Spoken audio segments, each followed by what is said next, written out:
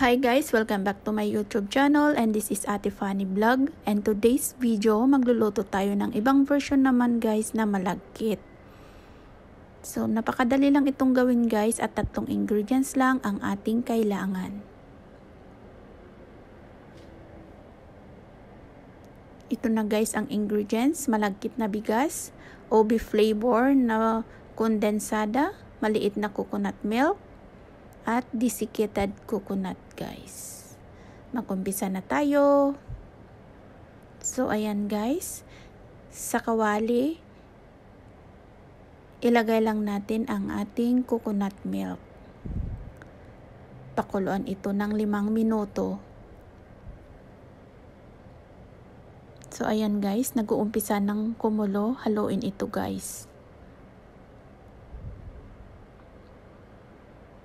So ayan, after 5 minuto, ibuhos na natin ang ating OB flavor kondensada. Kalahati lang guys ang ginamit ko.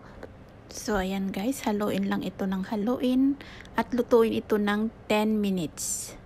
A few moments later. So ayan guys, 10 minutes later, ilagay na natin guys ang malagkit na bigas na linuto natin na parang kanin. So ayan guys.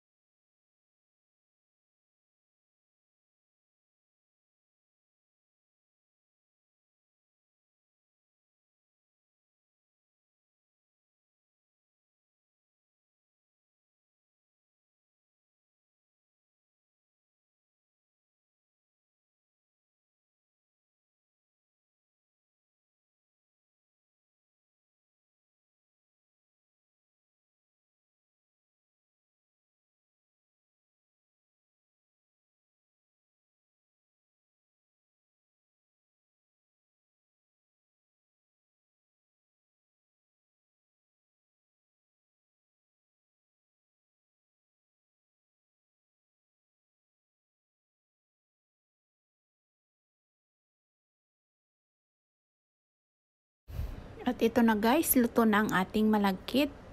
I-set aside lang natin ito guys at palamigin. Ayan guys.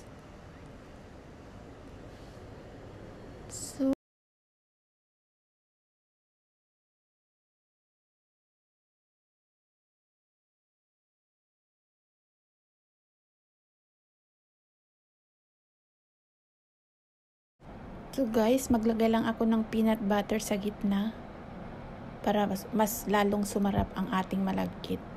Ayan guys, tapos ganyan ko siya guys.